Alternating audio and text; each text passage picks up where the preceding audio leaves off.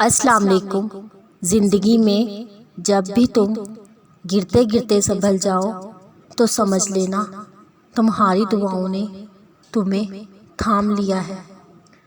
جن دعاؤں کو تم ناممکن سمجھ کر بھلا چکے ہوتے ہو، اللہ انہی دعاؤں کے ذریعے تمہیں تمہارے برے وقت سے بچا لیتا ہے۔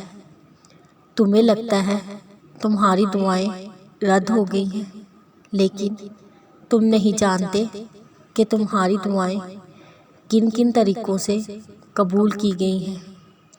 جو اللہ پتھر میں رہنے والی چونٹی کو بھی رزق دیتا ہے، تمہیں کیا لگتا ہے وہ تمہیں تمہاری چاہت سے نواز نہیں سکتا؟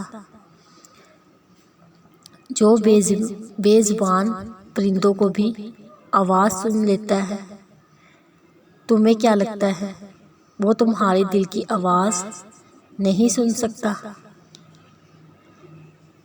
وہ جس نے تمہیں بنایا ہے، تمہیں کیا لگتا ہے وہ تمہارے تکلیف میں گزرے ہوئے لمحوں سے بے خبر ہو سکتا ہے؟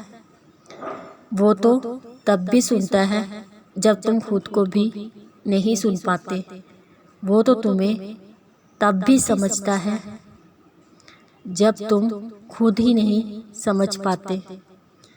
تو پھر کبھی یہ مت سوچنا اللہ نے تمہاری دعا رد کر دی ہے۔ اس نے ہر پکار سن لی ہے۔ اس نے بس عطا کرنے کا ایک وقت مقرر کر رکھا ہے۔ تم اپنے اس ٹوٹے ہوئے دل پر غم نہ کرو، کیونکہ جس نے اسے بنایا ہے وہ اس دل کو موڑ بھی سکتا ہے اور پھر سے جوڑ بھی سکتا ہے۔ کیا تم نہیں جانتے تمہارا رب سب کچھ کر سکتا ہے؟ ماں کی دعائیں مقدر موڑ دیتی ہیں۔ ماں کی دعائیں ٹوٹے ہوئے دل جوڑ دیتی ہیں۔